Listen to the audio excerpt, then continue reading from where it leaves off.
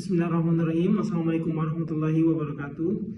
Baik teman-teman semua, dalam kesempatan kali ini saya akan mempresentasikan makalah saya yang berjudul Teknik Penulisan Karya Ilmiah, mulai dari penulisan teks, kutipan langsung, kutipan tidak langsung, dan penyusunan daftar pustaka.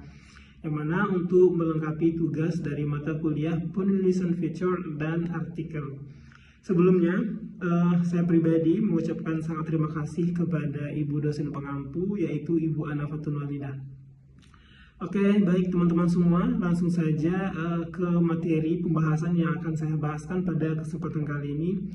Di dalam materi ini ada beberapa pembahasan yang ingin saya bahas. Yang pertama tadi adalah terkait artikel, kemudian penulisan teks, kemudian kutipan langsung, kutipan tidak langsung, dan penyusunan daftar pustaka.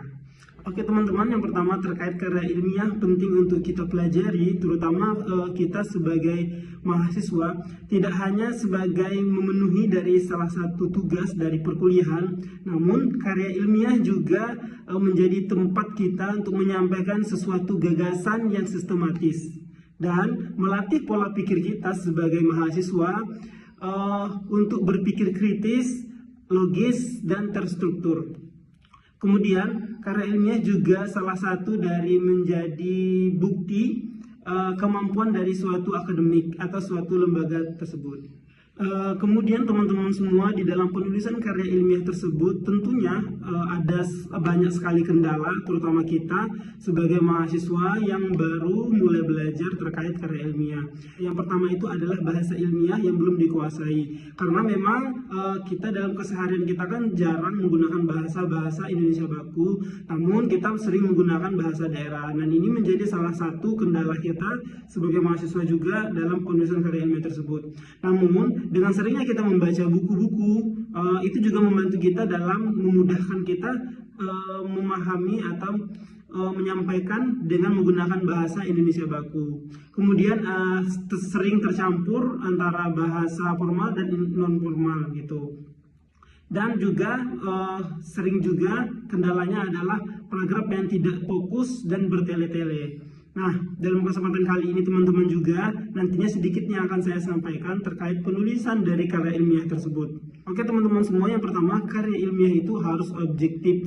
Yang tadi saya sampaikan bahwa menggunakan bahasa Indonesia baku, kemudian tidak bertele-tele, dan menggunakan kalimatnya efektif, serta berdasarkan data dan teori, bukan sekedar opini pribadi. Kemudian ada namanya kutipan, yang mana kutipan tersebut adalah menjadi dasar teori kita dalam penulisan karya ilmiah dan juga menjadi penghubung tulisan kita dengan pemikiran para ahli. Kemudian kutipan tersebut juga menunjukkan kedalaman analisis yang sedang kita buat. Kemudian ada kutipan langsung, yaitu kita menyalin teks sama persis dari sumber ke dalam karya ilmiah kita.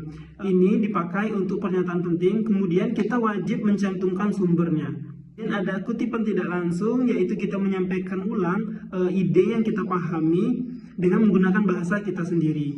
Ini juga bukti bahwa kita sebagai penulis karya ilmiah tersebut juga memahami materi yang sedang kita sampaikan.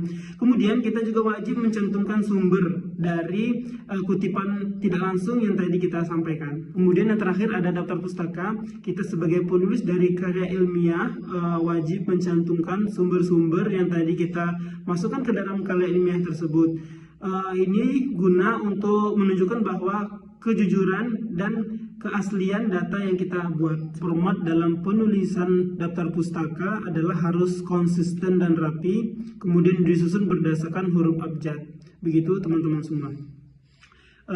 Baik teman-teman semua, demikian beberapa tadi paparan materi yang saya sampaikan terkait penulisan karya ilmiah, mulai dari penulisan teks, kemudian kutipan langsung dan kutipan tidak langsung, dan penyusunan daftar pustaka. Oke teman-teman semua, demikian paparan materi dari saya tutup. Ada kurangnya saya mohon maaf.